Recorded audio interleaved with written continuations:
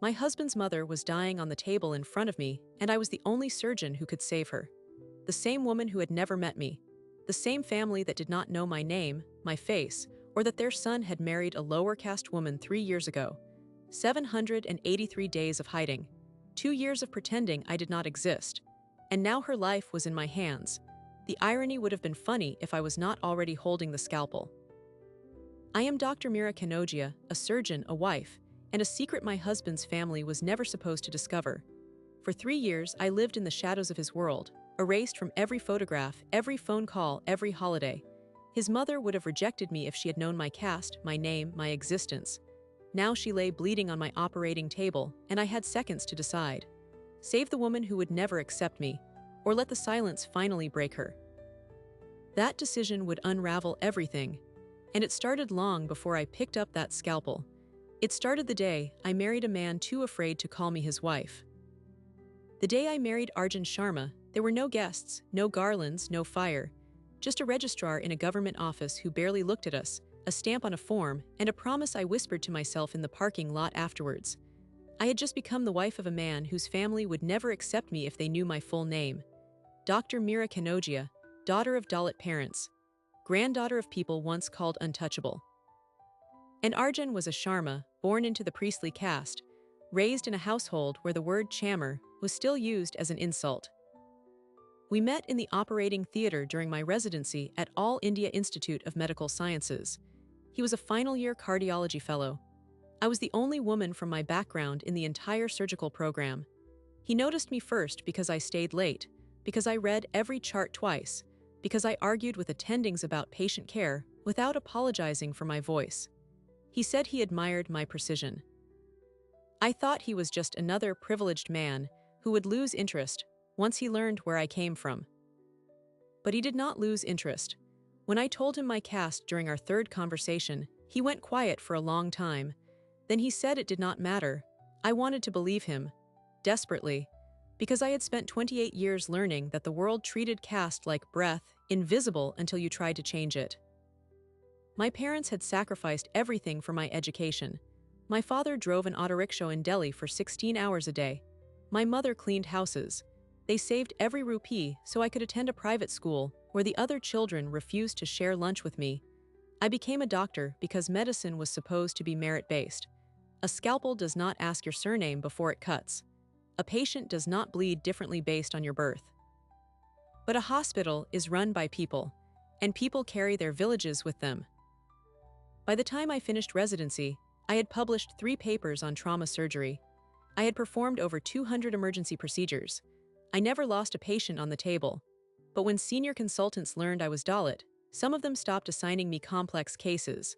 One told me directly that patients' families might not trust a doctor with my background. I smiled, thanked him, and requested a transfer to the busiest emergency ward in the hospital. I wanted to prove that skill defeats prejudice. I was young. Arjun proposed 6 months after I became a full surgeon. His parents did not know I existed. He told me they would never agree, that they had already chosen a bride for him from their own community, a Brahmin girl whose father was a district magistrate. He said we had to marry quietly and keep it secret until he found the right time to tell them. I asked how long that would take. He said soon. 3 years passed, 783 days of being erased.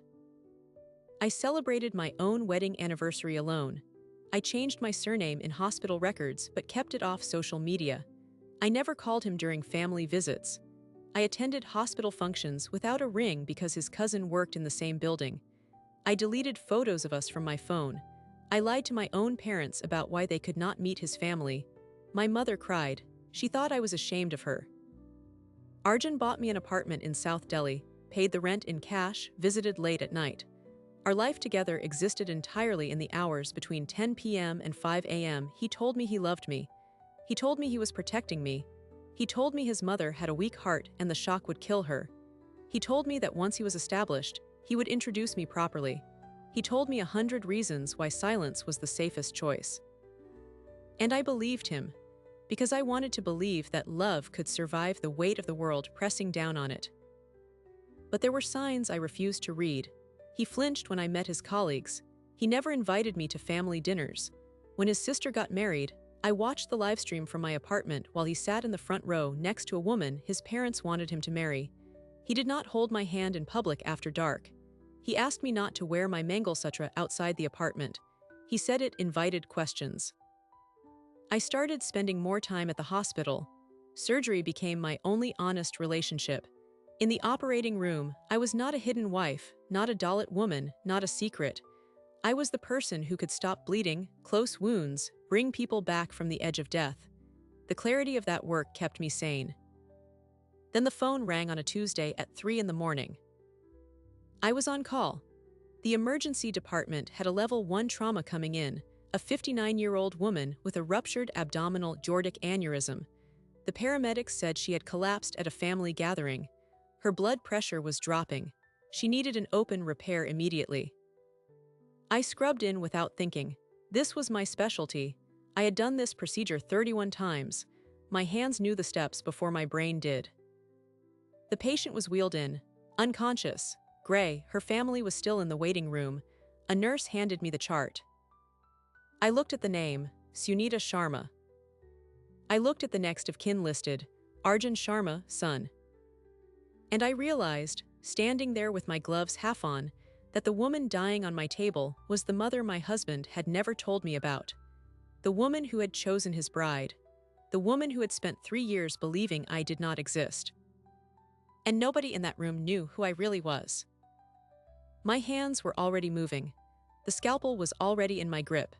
And the name on the chart was Sunita Sharma, mother of the man who had hidden me like a crime for 3 years. I could have stepped back. I could have handed the case to the next available surgeon, said I felt unwell, walked out of the operating room and let someone else decide whether she lived or died. Nobody would have known why.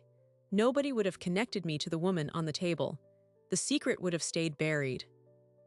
But I am a surgeon, and a surgeon does not abandon a patient because of personal history. The aneurysm was already dissecting. She had maybe 12 minutes before irreversible brain damage. If I walked away, I would be killing her as surely as if I had driven the knife myself. So I closed my eyes for 1 second, felt the weight of 783 days of silence pressing down on my chest, and I cut. The first incision was clean, straight down the midline, through the skin, through the fascia, into the peritoneal cavity. The aneurysm was massive, 8.3 centimeters, the size of a large grapefruit, bulging like a time bomb against the aortic wall. One wrong move and she would bleed out in 60 seconds. My scrub nurse looked at me. She had worked with me for 2 years. She knew my precision. She did not know my name, not really. I clamped the aorta above the aneurysm. I dissected the neck of the sac. I felt the tension in my shoulders, the weight of the secret that was not a secret anymore, not to me. The clock on the wall said 3:47 in the morning. And I thought about the first time Arjun told me he loved me. It was in the hospital stairwell, after a code blue that had lasted 40 minutes. A patient had died, a young father. I was sitting on the concrete steps, still shaking. Arjun sat down next to me and did not say anything for a long time. Then he said, "You care more than anyone I have ever met. That is why you will be a great surgeon.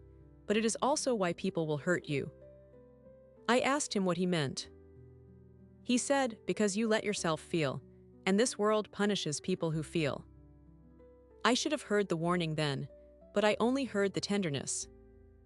Now I was cutting into his mother's aorta, and the tenderness was gone. All that was left was the precision. The repair took 3 hours and 42 minutes.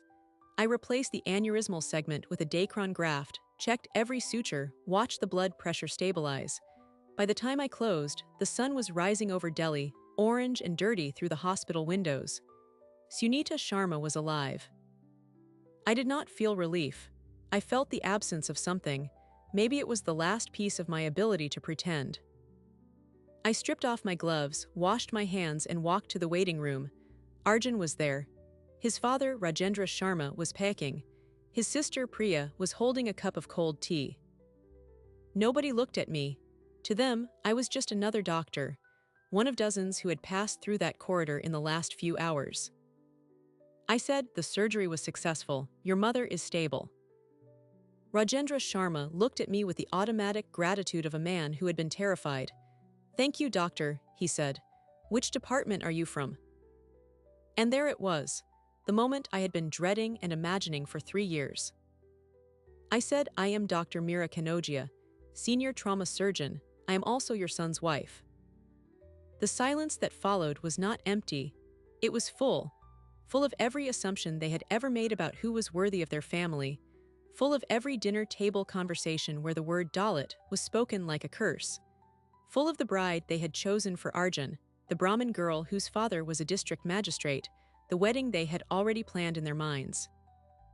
Priya dropped the tea. It shattered on the floor. Nobody bent to pick it up. Rajendra Sharma took a step back. His face cycled through confusion, disbelief, and then something colder. What did you say? Arjun was frozen.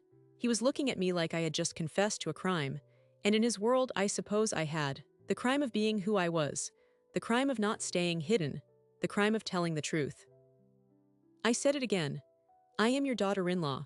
Arjun and I were married 3 years ago at the registrar office in Saket. Rajendra Sharma turned to his son. The look on his face was not anger. It was worse. It was humiliation. The realization that he had just thanked a Dalit woman for saving his wife's life, that he had been polite to someone he considered beneath him. He said, "Is this true?" Arjun opened his mouth, closed it, opened it again, and then he did what he had always done when the truth became inconvenient. He chose silence. That silence told me everything I needed to know about the future of our marriage. He was not going to defend me. He was not going to stand beside me. He was going to let his father's reaction define what happened next, the way he had always let his family define everything. Rajendra Sharma said, "We need to talk, privately." And he pulled Arjun into a corner of the waiting room. Their voices were low, but I could hear the shape of the words. Disgrace, community, what will people say? Priya was staring at me with a mixture of fear and fascination. She was 24 years old, raised in the same household, taught the same hierarchy. She had never spoken to a Dalit as an equal, and now one was standing in front of her, wearing scrubs still stained with her mother's blood. I did not wait for them to finish. I walked back to the locker room, changed into my street clothes, and called my mother. It was 6 in the morning. She answered on the first ring, because mothers always do. I said, "Ma, I have to tell you something." She said, "I already know, Beta. I saw the news." I did not understand. What news? She started crying. Not the soft, private crying she did when she thought I could not hear. The loud, broken kind. The kind that comes from a place of knowing that the worst thing you feared has finally arrived. She said, "They are talking about you on the local channel, the family of the patient. They are saying that a Dalit surgeon operated on a high-caste woman without consent.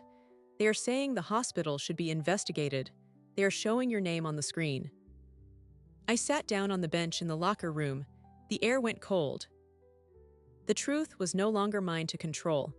It was being shaped by people who had spent their entire lives believing that my hands were not worthy of touching their bodies.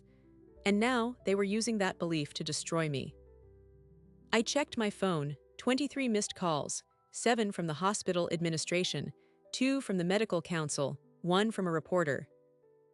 The hospital director called while I was still staring at the screen. He said, "Dr. Kanogia, I need you to come to my office immediately. There has been a complaint." I asked what kind of complaint. He paused, then he said, "The family is alleging that you deliberately concealed your identity to perform surgery on a vulnerable patient. They are questioning whether you were qualified. They are demanding a full inquiry." I said, "I am fully qualified. I have performed this surgery 32 times. My credentials are on file." He said, "I know that, but the family is influential. The father is a retired judge. The son is a cardiologist at this hospital. The media is already outside." And then he said the words, I will never forget. "Dr. Kanogia, I need to ask you something. Are you really married to Arjun Sharma?" I said yes. He said, "Why did nobody know?" And I realized that the question was not a question. It was an accusation. The institution that had trained me, the hospital where I had saved hundreds of lives, was already preparing to distance itself from me, because caste is not just a personal prejudice. It is a system that protects itself. and anyone who threatens it, even by existing, becomes a target. I hung up and walked to the director's office. The hallway was longer than I remembered. Every step felt like I was walking through water. When I reached the door, Arjun was inside. He was sitting across from the director, his head down. He did not look at me when I entered. The director said, "Dr. Sharma has confirmed the marriage. He has also confirmed that his parents were unaware." I waited for Arjun to say something, to explain, to take responsibility for the 3 years of secrecy he had demanded, but he said nothing. The director continued, "The family is willing to drop the complaint if you sign a statement saying that the surgery was performed under duress and that you will not contact them again. They also want you to request a transfer to another hospital." I looked at Arjun. I said, "Is that what you want?" He finally met my eyes, and in his eyes I saw the truth I had been avoiding for 3 years.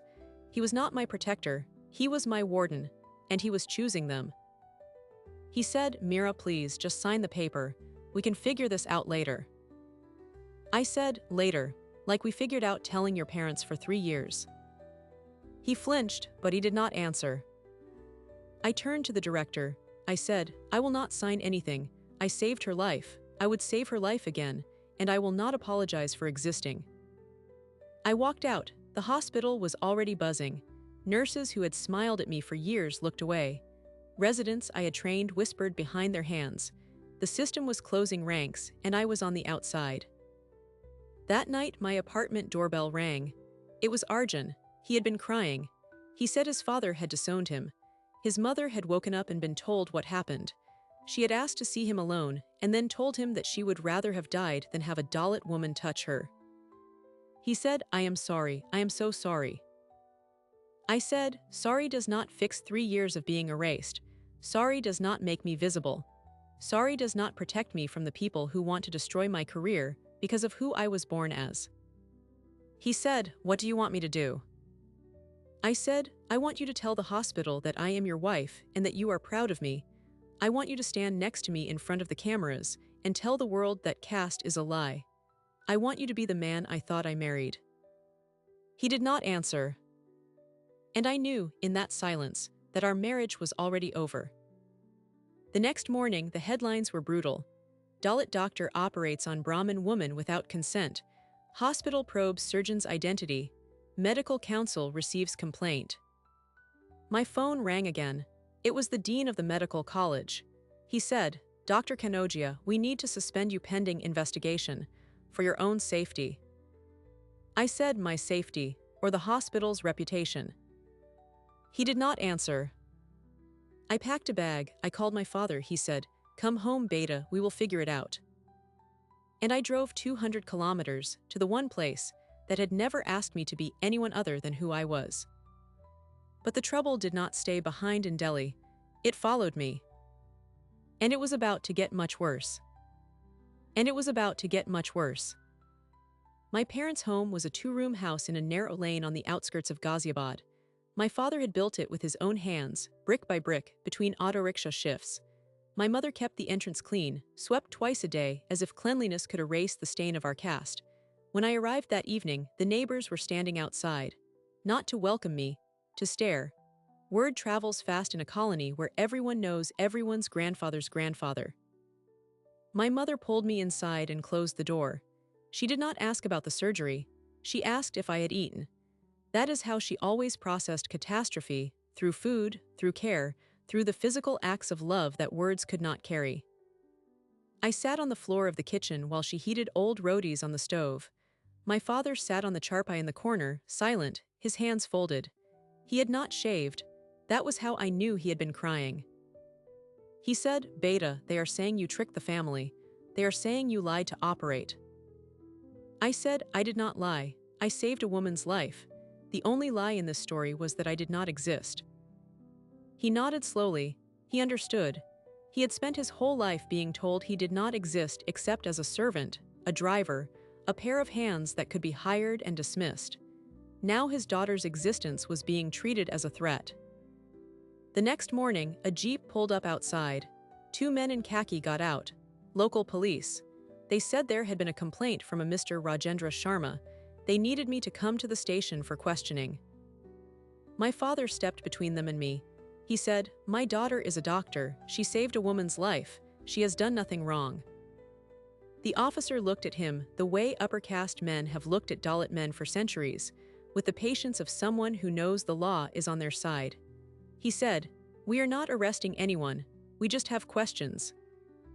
I told my father it was okay. I went. The station was small, dusty, with a ceiling fan that wobbled. They sat me on a wooden bench and left me there for 3 hours. I was not handcuffed. I was not read any rights. I was just made to wait, which is its own form of intimidation. Finally, a sub-inspector called me into his office. He had my file on his desk. It contained 3 things: the newspaper clipping, the hospital complaint, and a handwritten note from Rajendra Sharma. The sub-inspector said, "Dr. Kanodia, the complaint says you gained unauthorized access to a patient by concealing your marital relationship with the son of the family. Is that true?" I said, "I am a senior trauma surgeon. I was on call. The patient was brought in as an emergency. I performed the surgery because I was the most qualified person available. There was no concealment. I did not announce my marriage because it was not relevant to the procedure." He leaned back, "But you are married to Arjun Sharma." "Yes." "And his parents did not know." "That is not a crime." He smiled, not a kind smile. "In this district, Dr. Kanodia, many things that are not crimes can still cause a lot of trouble." I asked if I was being charged with anything. He said not yet. He said they were still investigating. He said I should not leave the area without informing the station. I walked home. The neighbors were still watching. My mother was crying. My father was on the phone with a lawyer he had found through a local Dalit rights organization. The lawyer's name was Vikram Solanki. He had taken cases like mine before. When I spoke to him, his voice was calm. He said, "Dr. Kanodia, this is not about the surgery. This is about caste. They are using the complaint to punish you for marrying outside your station. But we have the law on our side. The Supreme Court has repeatedly ruled that intercaste marriage is in the national interest. No one can be penalized for it." I said, "Then why does it feel like I am already convicted?" He paused, "Because the system is not the same as the law, but we will fight." He told me to gather every document I had: our marriage certificate, my medical degrees, my surgical logs, the hospital's own records of my performance. He said the truth was on my side, but truth required evidence. I spent the next 2 days compiling my life into manila folders. It was strange to see it all laid out. 3 years of marriage reduced to a registrar's stamp. A decade of medical training compressed into certificates. Hundreds of lives saved, summarized in discharge summaries and operative notes. On the 3rd day, the medical council sent a notice. My license was suspended pending investigation. I could not practice anywhere in India until the inquiry was complete. My mother read the letter 3 times. Then she said, "They are taking away everything you worked for." I said, "They are trying to." That night, I could not sleep. I lay on the floor of my childhood room, staring at the ceiling, and thought about Arjun. He had not called. He had not texted. He had disappeared into the world of his family, the world that had always protected him, the world that had never asked him to choose between comfort and integrity. I called him. He answered on the 4th ring. His voice was flat. I said, "They suspended my license." He said, "I heard." I said, "Are you going to say anything? Are you going to tell them the truth?" He said, "What truth, Mira? The truth is that my mother almost died. The truth is that my father is humiliated. The truth is that I do not know how to fix this." I said, "You could start by standing next to me." Silence. Then he said, "I cannot." I asked why. He said, "Because if I stand next to you, I lose everything. My family, my practice, my reputation, my place in the city." I said, "And what do I lose?" He did not answer. I hung up. I deleted his contact. I felt something break inside me, but it was not my heart. It was the last thread of hope that love could transcend caste.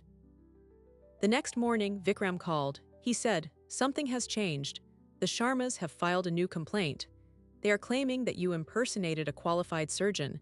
They are saying your medical degree is fraudulent. I said, that is absurd. My degrees are from AIIMS. They are verifiable. He said, they know, but they are banking on the investigation taking months. They want to drag this out until you run out of money and willpower. I said, I will not run. He said, I know, but I need you to understand something. This is not just a legal fight. It is a public battle.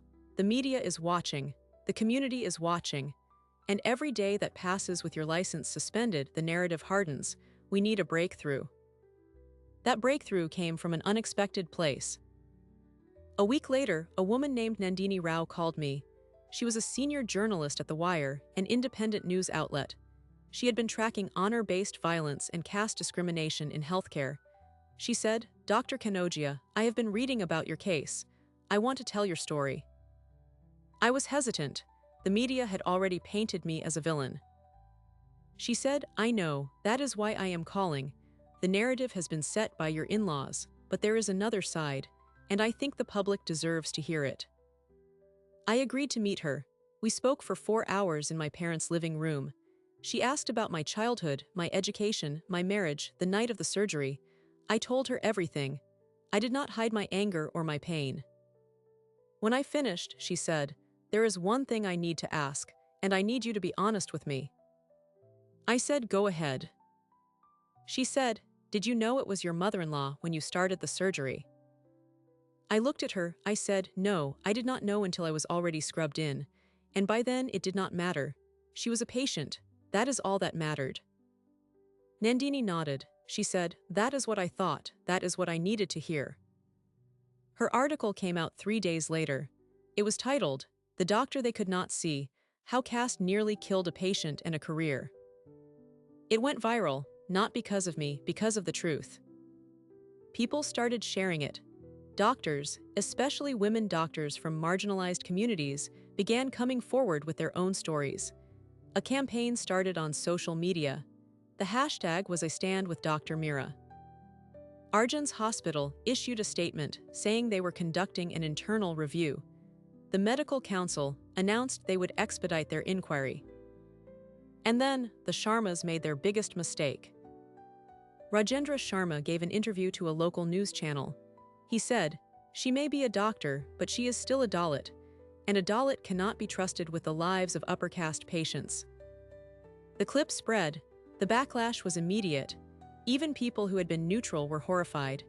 The statement was so blatant, so unguarded, that it exposed the prejudice that had been hiding behind legal language. Vikram called me. He said, this is our moment. He just admitted on camera that the complaint was based on caste. We can use this. He filed a petition in the Delhi High Court, arguing that my suspension was motivated by caste discrimination and violated my constitutional rights. He asked for an interim order reinstating my license pending the inquiry. The hearing was scheduled for the following week. But before that, I received a letter, hand-delivered, no return address. Inside was a photograph. It was a picture of me, taken from behind, walking out of the hospital the night of the surgery. On the back, in handwriting I did not recognize, were 4 words. You should have let her die. I showed it to Vikram. He said, we need police protection. I said, the police are part of the problem. He said, then we need to change the conversation. And that is when I realized that the fight was no longer just about my career. It was about whether someone like me had the right to exist in a world that had decided, centuries before I was born, that I was less than human. I looked at the photograph again. I thought about Sunita Sharma, the woman whose life I had saved. I wondered if she knew what her husband was doing. I wondered if she cared. And I made a decision. I was not going to hide anymore. I was not going to be quiet. I was going to walk into that courtroom and tell the truth, even if it destroyed everything I had left. But I had no idea that the most devastating revelation was still waiting for me, and it would come from the one person I thought I could still trust. The Delhi High Court was packed on the morning of our hearing. Reporters, activists, medical students, and a row of Sharmas sitting in the front bench like they were attending a funeral. Rajendra Sharma wore a white kurta and the expression of a man who had been wronged. Sunita Sharma was not there. The doctors said she was still recovering. I suspected she was being kept away. Vikram stood beside me calm, prepared. He had filed a 300-page brief documenting every detail of my career, every award, every patient outcome. He had attached the transcript of Rajendra Sharma's interview where he said Dalits could not be trusted. He had included affidavits from 4 senior surgeons who vouched for my skill. The judge was Justice Mehta, a woman in her late 50s with reading glasses perched low on her nose. She looked at the pile of papers, then at me, then at the Sharmas. She said, "This court has reviewed the complaint and the response. Let me be clear. The allegation of impersonation is baseless. Dr. Meera Kanojia's credentials from AIIMS are verified. Her surgical record is exemplary. The question before this court is whether her license was suspended due to legitimate concerns or due to prejudice." Rajendra Sharma stood up. He said, "Your Honor, this woman deceived our family. She married my son in secret and then operated on my wife without disclosing the relationship. That is a breach of medical ethics." Justice Mehta looked at him. "Mr. Sharma, did your son confirm the marriage?" "Yes, Your Honor, but..." "Did your son consent to the marriage?" "Silence." "Did your son marry her of his own free will?" Rajendra Sharma's jaw tightened. He was manipulated. Justice Mehta turned to Arjun, who was sitting in the second row, hunched. "Mr. Sharma, step forward." Arjun walked to the front. He looked smaller than I remembered. "Did you marry Dr. Kanojia voluntarily?" He swallowed. "Yes, Your Honor." "Did you keep it secret from your parents?" "Yes." "For how long?" 3 years. "And during those 3 years, did Dr. Kanojia ever pressure you to reveal the marriage?" Arjun looked at me. I could not read his face. "No, she asked me to tell them. I was the one who refused." Justice Mehta removed her glasses. "So let me understand this. You married a woman, hid her from your family for 3 years, and when she saved your mother's life, your family filed a complaint to destroy her career. Is that accurate?" Arjun said nothing. Justice Mehta turned to the hospital's legal representative. "And you suspended her license based on this complaint?" The hospital lawyer stammered. "We were following procedure, Your Honor." "Procedure?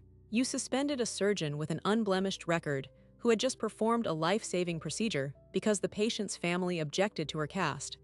That is not procedure. That is discrimination." She picked up the order sheet. "The interim suspension is vacated immediately. Dr. Kanojia's license is reinstated. The medical council's inquiry is stayed until this court reviews the evidence of bias. Furthermore, the hospital is directed to pay Dr. Kanojia's legal costs and compensate her for lost wages during the suspension period. The amount will be determined at the next hearing." Rajendra Sharma opened his mouth to protest. Justice Mehta held up her hand.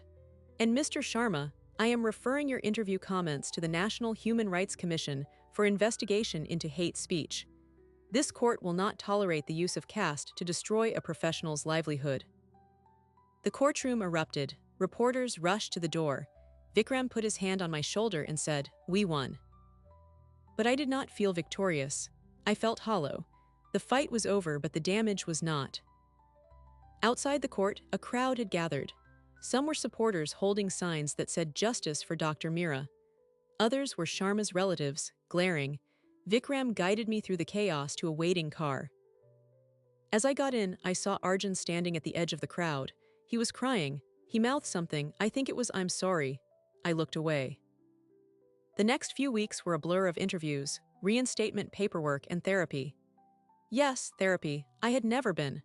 But the weight of 3 years of secrecy, the public humiliation, the death threats, they had settled into my bones in ways I did not recognize until a professional told me. I started seeing a counselor who specialized in caste-based trauma. She told me that what I experienced was not just a personal betrayal, but a systemic one. She said that intercaste couples in India often develop what she called survival dissociation, the ability to separate your public self from your private self to avoid persecution. She said I had been doing that for 3 years, and it would take time to reintegrate.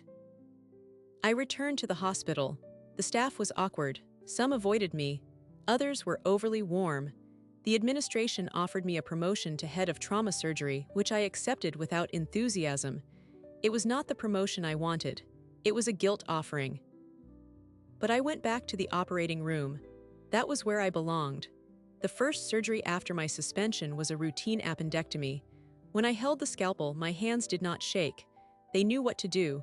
And for those 40 minutes, I was not a Dalit woman, not a victim, not a symbol. I was a surgeon. That was enough. Then 3 weeks after the court ruling, I received a letter, handwritten on pale blue paper. The handwriting was shaky, elderly. It said, "Dr. Kanogia, I am writing to you because I cannot say this in person. I know what my husband did. I know what my son did. I know what was said about you in the news, and I need you to know that I am grateful. You saved my life, not just with your hands, but with your dignity. I watched you that night, even though I was unconscious. I felt your presence, and I know that you are a good person. I am ashamed of my family, but I am not ashamed of you. If you ever need anything, I will help. Your mother-in-law, Sunita Sharma." I read it 3 times, then I put it in a drawer. I did not respond. I did not know how.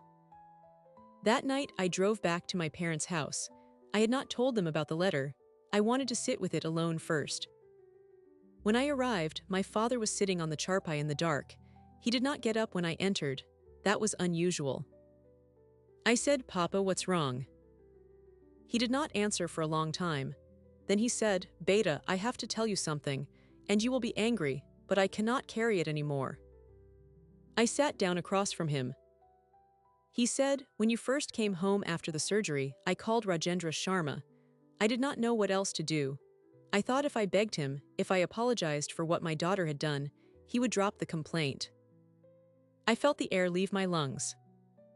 "You did what?" I called him. I told him I was sorry. I told him you were a good girl, that you did not mean to shame his family. I asked him to forgive us. "Papa, you apologized to the man who tried to destroy my career." He started crying. I know I was wrong, but I am an old man, Beta. I have spent my whole life bowing to people like him. It is the only survival I know." I should have been furious, and I was for a moment.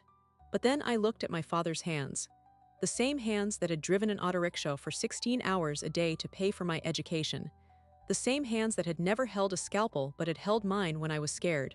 He did not betray me out of malice. He betrayed me out of fear. The fear that had been bred into his bones by generations of people who told him he was less. I took his hands. I said, "Papa, you never have to bow to anyone again, not for me, not for anyone." He nodded, but I could see that the belief was still not there. It would take more than a court victory to undo centuries. The next morning, I made a decision. I called Vikram and asked him to draft a letter to the Medical Council of India. I wanted to propose a mandatory training module on caste sensitivity for all medical professionals. I wanted to use my case as a precedent. He said that could take years. I said, "Then we start now." The proposal was submitted. It gained support from several medical associations. It was debated, criticized, revised, but it moved forward. A year later, the first pilot program launched in 3 states. It was not a revolution, but it was a start. And Arjun, he left Delhi. I heard through mutual contacts that he had taken a position at a hospital in Bangalore. He sent me a letter once, 6 months after the hearing. It was 4 pages long. He apologized for everything. He said he was in therapy. He said he had finally told his parents that he chose me and that they had disowned him. He said he understood if I never forgave him. I read it. I did not respond. Not because I was still angry, but because I had already moved on. The person I was when I married him no longer existed. She had been erased by silence and resurrected by truth, and the woman I had become did not need his apology to be whole.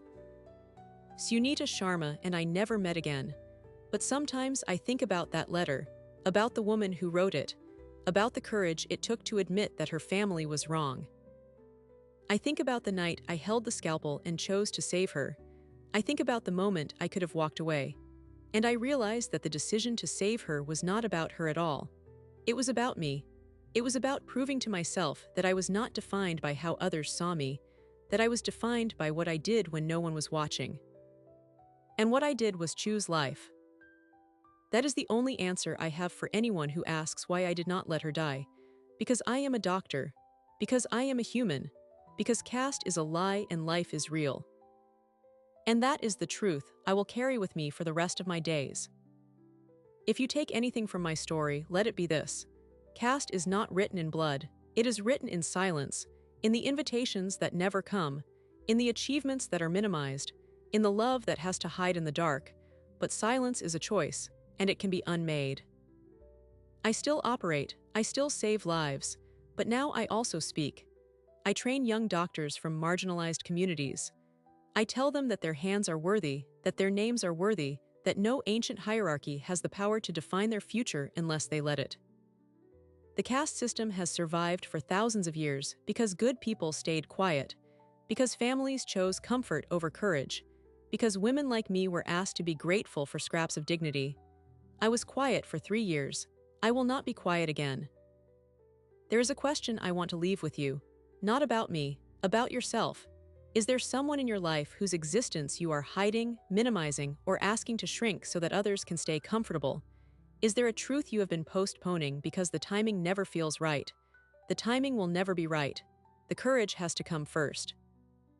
Sunita Sharma never testified, she never spoke publicly, but she wrote me that letter, and in it, she said something I have carried ever since. She said, "I wish I had been brave enough to know you before I needed you." That is the tragedy of prejudice. It does not just harm the person on the outside, it robs the people on the inside of relationships they never knew they could have. I do not know if my in-laws will ever change. I do not know if Arjun will ever find the courage he lacked. But I know that I changed. I know that I am no longer willing to be a secret. And I know that every time I walk into an operating room, I carry the full weight of who I am. A surgeon, a Dalit woman, a survivor. If this story moved you, if it made you think about the invisible hierarchies in your own life, share it. Because stories are how silence ends. And if you want to hear more stories about people who refuse to stay quiet, people who chose truth over comfort, subscribe. There are thousands more like mine, and they deserve to be heard. The scalpel does not ask your caste, neither should the world.